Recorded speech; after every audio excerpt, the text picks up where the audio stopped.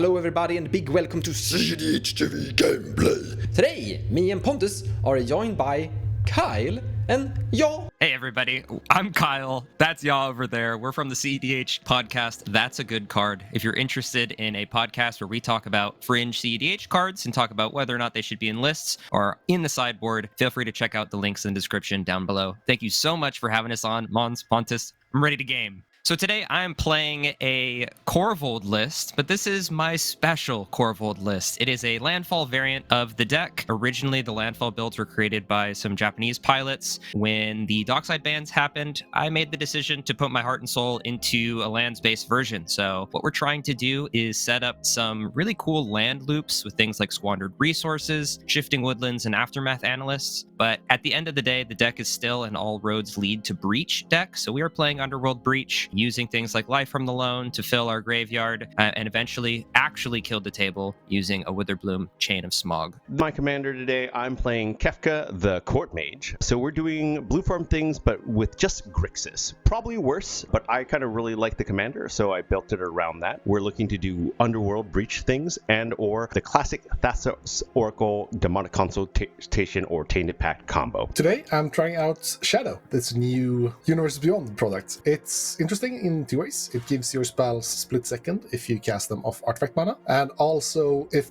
creatures have haste when they die, you can draw cards. Both of those are pretty good, so let's see how it works. Me, I'm playing Vivi, because I kinda like Curiosity Storm. And you just basically draw your entire deck and you kill your opponents with your commander, so I kinda like it. It's a fun concept. We are going to auto keep this hand. This is the first 7. I'm super happy. Maybe too many lands, but I don't think so, especially considering we're gonna pitch one of them to Mox Diamond. But this is a turn 2, Mox Diamond, Fellow Stone, and on turn... Or wait a minute, it's not like great, because we don't have a Curiosity, but with this high amount of mana, our top decks are gonna be pretty good. And that Pact of Negation is going to be active like turn 3. So I think this is fine. Considering that we have drawn a bunch of lands, we have less lands in the deck, we're gonna use the Prismatic Vista to also decrease the land count, so we're increasing the chance of drawing something good. You could argue that I should Mulligan, but the fact that I have Mox Diamond and Fellow Stone makes me feel a little bit happy. So I'm gonna keep this and it should work out. I'm way more tempted by this hand than I should be. The fact that we don't have any untapped mana or a guaranteed second land drop makes this hand a lot worse. If we had like any of the Fire Fortune effects were a whatever land, well, black land, this hand would be interesting, but still not actually good, I think. But as we don't even have an existing land, it's like a turn 2 Stitcher Supplier into turn 3 Breach if we're lucky. The fact that we have both Breach and Stitcher Supplier makes me really want to keep it, but I don't think you ever do. So let's just Mulligan. Our second 7 is interesting, but a bit clunky. What we have here is turn 1 Tainted Pact, and if the Tainted Pact is good to us, if it gives us like a Mana Vault, Ancient Tomb, Dark Writ, Mana Vault, City of Traitors. There's a lot of options here. We have a turn 2 The Wandering, and that's like one of the better advanced dungeons in this deck. But is the Tainted Pact is mean to us? It's almost nothing. It's worth thinking about the Mayhem Devil here. We only have one green deck, and I don't think Mayhem Devil will be super relevant in killing stuff off. It's interesting with Korvold, I guess, but it's still kind of iffy. We do have a lot of options for the 2-hit turn 2 Wandering. I'm gonna keep it. I'm not entirely sure how this deck plays. I built it, but I just threw it together. So I'm not sure if good at Tainted Pacts, but let's try. Turn 2 Wandering is fine enough. All lands in a defense grid and a pact. I really like pact. Let's go ahead and get another 7. Ooh, this is a little bit better. This one, I look like I still don't have a card advantage, so it's actually not better. I can get Kefka out turn 2, which is kind of a engine, but not quite good enough. I think I'm gonna go to 6 and see what I get there. This might be worse. I probably should have kept the other 6 now that I'm looking at it. I can grab a top deck tutor and hope that in third I don't lose it to a Ragavan with 2 red decks in front of me. So I think I have to go to 5. No land. I don't think I can keep this for 5. I think going to a 4 is better than keeping keeping this as a 5. Let's do that. Okay. Again, no land. Packed. Again, we know how I feel about that. Yeah, I think we're just getting a little bit unlucky here with these mulligans. I think I have to go to 3, and hopefully 3 will be the best. 1, 2, 3. I think we have to keep this 3. I don't like it. I probably should have kept that second 7 now that we were here, but I got greedy, and so I think we just keep this 3 and hope for the best. This is a really interesting hand. So we're able to develop a Sylvan Safekeeper turn 1 or Vamp Tutor.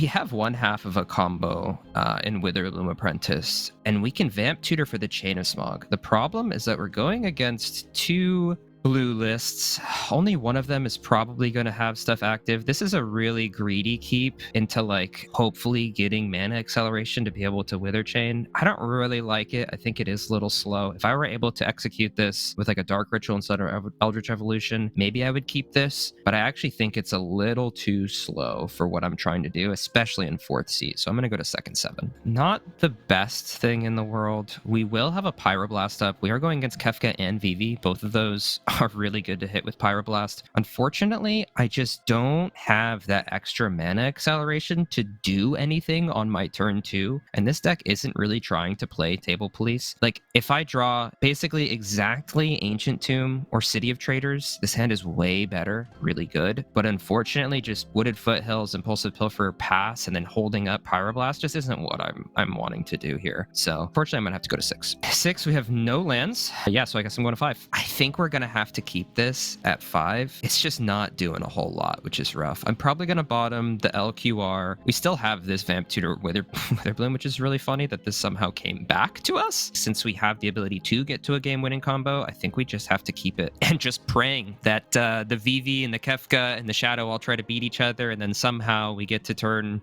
4, and I have a combo assembled. Draw a card for turn. Let's do Prismatic Vista. Sacrifice that. Finding an island. Play this Mox Diamond, pitching a basic mountain, and then I want to cast a Fellower Stone, and then I pass the turn. Take my turn. Land for turn will be a Mana Confluence. Cast a Mox Diamond of my own, pitching a Wooded Foothills. But sadly, I will just pass. Draw my first card. We're happy to see this. I'll play a Command Tower for my land for turn. I will tap it for a red and play this Ragavan that I top decked. I can pass the turn. We'll go ahead and play this Taiga. Tap the Taiga for an Allosaurus Shepherd. And if that's good, I will pass the turn. Draw a card. Let's do Volcanic Island as a land drop. And I'm gonna cast my commander, Vivi. Rutro. Wild Pontus, no Reb, no Pyro. Then we're gonna cast a Dragon's Rage Channeler, passing the turn. In your end step, I'll tap 2, take damage, to cast a Tainted Pact. Pontus, I pass. I pass as well. Find a good card. I pass.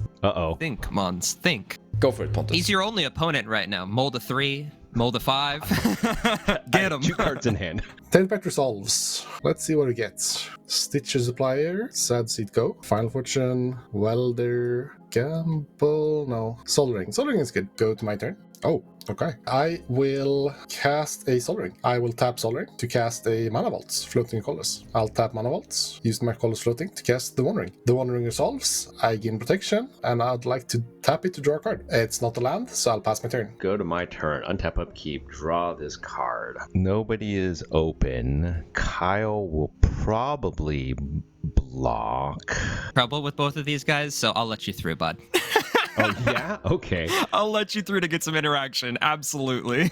Yeah, let's see if we can... I'll go to combat. I'll swing 2 at Kyle. Declare no blocks. Treasure. And I'll flip a card. You get a Bayou. Wah, wah, wah. Play a Glimmer Void as my land for turn. Tap for 2 and play an Arcane Signet. If Signet is good, I have 1 whole card to my name. I will pass the turn. No effects, draw a card. Oh man, not looking good. I'm going to play this Urborg as my land for turn. So right here, I'm in a really weird spot. I can throw out a naked Witherbloom Apprentice right now that is set up to Vamp Tutor in my upkeep for the Chain of Smog and just go for a really blind, unprotected win on my next turn. Unfortunately, everyone else is pretty developed, and I don't want to be the first person to necessarily jam. That being said, I know it's not going to get countered. It's just going to sit there. My other options aren't really great. I could potentially Vamp Tutor for some sort of value piece, or Vamp Tutor for an Ancient Tomb so that I can play Nissa. I don't really know what to do right now, but I know I'm mulliganing low, so I think I'm just going to YOLO throw the Witherbloom out there, and I don't necessarily have to commit to Vamp Tutoring in my upkeep. It feels bad to try to go for this, but I'm in 4th seat. The Urborg and the Taiga, and cast a Witherbloom Apprentice. Uncounterable, by the way. I pass my turn. Draw a card. Land drop. Seat of the Synod. So just kind of drew the win con here, you could say. It's 5 mana, so it's quite expensive. Virtue of Courage. Whenever a source you control deals non-combat damage to an opponent, you may exile that many cards from your top of your library and then play those for this turn only. So it's like a curiosity variant that does not attach to Vivi. It's very expensive though. Like, I will tap out and I will only have Vivi mana, which means that for me to continue afterwards, I have to use Chain of Vapor, or I have to use Vivi to cast Chain of Vapor on something. And by the way, Pontus doesn't even take damage from this, which is a problem. So it's like a weaker version where you're only drawing 2 instead of 3. So I don't really know about it. And I actually kind of becomes the threat instantly when I do this. We have protection for this, so we have like Pact of Negation. The chance of winning with that is a little bit low. The risk of putting it into play and passing turn by fizzling in the Storm Run is pretty bad, and we have to draw mana the first thing we draw into if this is going to succeed with our top 2 flips, because Pontus once again doesn't take damage. However, I don't see these guys. Like, Rakdos doesn't win ultra fast. Pontus just put the One Ring into place, so he's more probably into like card draw grinding position. We have Pact of Negation for the Witherbloom Apprentice if he tries to combo off, and Kefka feels just back and behind, like Mulligan down to 3, Ragavan pass. So in the end, I'm actually gonna put it into play, acquire some value. We're also surveilling a bit with Dragon Rage Channeler, so because of how my opponent's board states looks like, I think it's safe to put Wincon in play and potentially pass turn with it.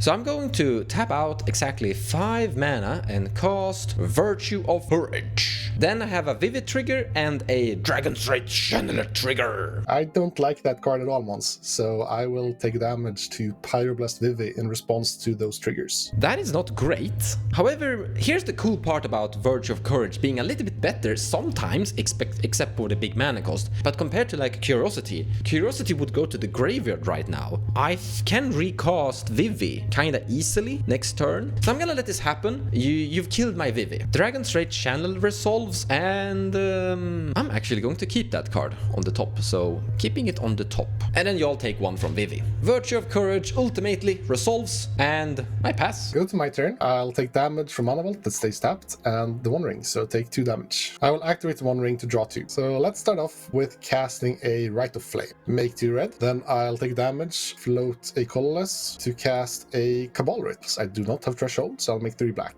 I'll have 1 black, 1 colorless floating, casting a Shadow the Hedgehog. The things you say in Magic. And then, with split second, I will cast a Grimmonolith that he can't respond to. Since Shadow has haste, I'll move to combat. I don't think anyone really cares about the life totals here. I guess Kefka, but Kefka is on a multi-3. Yeah, let's just hit Mons though, because it's Mons. I take 4. And then I pass the turn. I will go to my turn. I just realized something very epic, my friend. Ja, Kefka player. Yes. I think I have a solution for the Witherbloom Apprentice. You see, I've looked at the top card of my library, and if you have an island, there's a forest in play, and with that we can get rid of the Witherbloom Apprentice without you paying any mana for it. Big promise. Wow. Oh, okay. I think I can help out here. I'm gonna let your Ragavan through and connect and take my card, because I do think we need to. If he has the combo in hand, he wins here. So could draw, right? Yeah, you're right. Land for turn. I would like to fetch, pay a life and go fetch. I need to go find us an island, right, Bonds? You have to have an island. Volcanic island. That is a very approved island. Can I go to combat? And you will get my Submerge. Oh, look, somebody controls the forest. I control an island. Oh, look at that. There's a taiga down there. He controls, yes, taiga. There is a taiga down there. Yeah, I think I will cast the Submerge Targeting Witherbloom Apprentice. Kidoki, I have no effects to that. This will go on top of my library? Yep. Mm-hmm. Crack my 2 treasures and then tap out for Kefka. So my opponents have discarded a instance, 2 creatures, and then I've discarded an artifact, so that means I get to draw 3 cards. I pass the turn. Go to my turn, draw a mystery magic card. That's not a mystery. Unfortunately, even after trying to politic my way into not getting my Witherbloom Apprentice bounced, I found myself time walked. I think the only thing I can do here, Kefka coming down is actually like kind of a good thing for me for this exact hand that I have, because I can recast Witherbloom Apprentice and then play the Prismatic Vista and leave up a mana, respond to the Kefka trigger to put Chain of Smog on top of my library, not discard anything, so that Ya doesn't get a card, or potentially doesn't get a card, and I still get access to my combo when he passes the turn. I don't really think I have any choice. I will play this Prismatic Vista as my land for turn, recast my Witherbloom Apprentice. Uncounterable. I am gonna pass the turn. Draw a card. So we drew Windfall. We basically have 2 different options right now. Either we recast Vivi, which was kind of the original plan, and if we would have had Submerge right now, we could have potentially maybe win the game. The problem is that I felt like putting Witherbloom Apprentice in play is really risky, and I don't want to use my Pact of Negation to counterspell the combo he's gonna use, so this felt better. If he didn't have the combo, then I'm just gonna be very sad. However, we drew into Windfall, because currently it's cast Vivi pass turn, do nothing, or cast Windfall and hope we get mana to do something good with it. Looking at the board state, Pontus has an enormous amount of mana. Windfalling him is gonna be bad. On the other hand, I just realized, so Windfall is almost do nothing, because we draw 3 cards. So we are going to lean back, cast Vivi, and hold up the Pact of Negation. After casting Vivi, Pontus, I'm gonna punch you for 1. No blocks, I take 1. And the turn is yours. Go to my turn, and I will lose 3 life. I will then activate the One Ring, and I would like to draw 3 cards. So those draws were pretty good. Float the colorless of the Sol Ring, take damage to cast a Underworld Breach with Split Second. That's very stonks. I can't interact with that. So the breach resolves. Well, of course. I'll then tap Grim Monolith for 3 more colorless. I'll use 2 of them to cast a Grinding Station with Split Second. Grinding Station in the west. Yeah, it has Split Second, so it resolves. ETB, I'll respond to the ETB trigger of the Grinding Station to tap it to sacrifice my Mana Vault. I mean, my spells don't interact with this, so carry on. Your most protected line? Are you kidding me right now?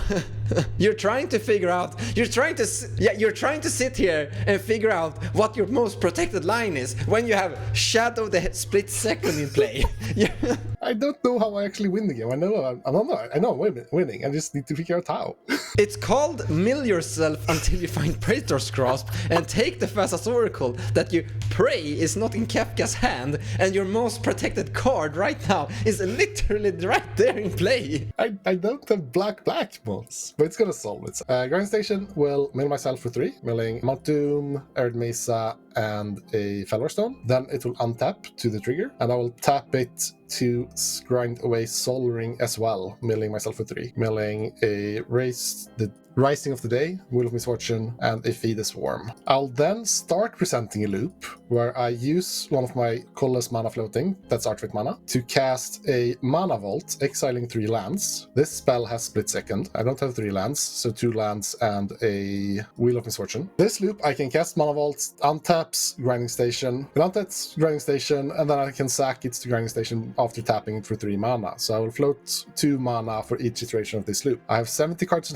in my library, so I'll do this. So since I need to actually do math while doing this, I will have to do manually. So I will just float 3, sacrifice it, mill 3, P-Grasp, Ancient Tomb. Many minutes later. So now Mox Opal, so I'll swap Mana Vault for Mox Opal to make colored mana, but the same loop continues. Many minutes later. Here it hits Defense Grid, so I'll use 2 of my colorless mana to cast a Defense Grid, exiling Tainted Pact, Jessica's Will Cavalrit, and now nothing can hurt me. So from here, my loop will be that I will cast the Mox Opal, tap it for a black, and then sack it to Grinding Station. I'll do this until my whole library is milled. Then I will cast a Praetor's Grasp targeting to find his is Thassa's Oracle, unless it's one of the 3 cards in his hand. It is not. And then I'll cast I'll also make blue along the way, of course, and then cast Thassa's Oracle for the blue mana with Mox Opal. So all of this has split second. Good game. That happened. Kyle, I have a question. Did you have the win in your hand unless you got submerged? But I had a Vamp Tutor in hand from the start, and I kind of kept that 5 because I had Witherbloom Apprentice, a couple of lands, and Vamp Tutor to get to the second half. I was feeling pretty down because I was already 4th seat on a mull to 5. So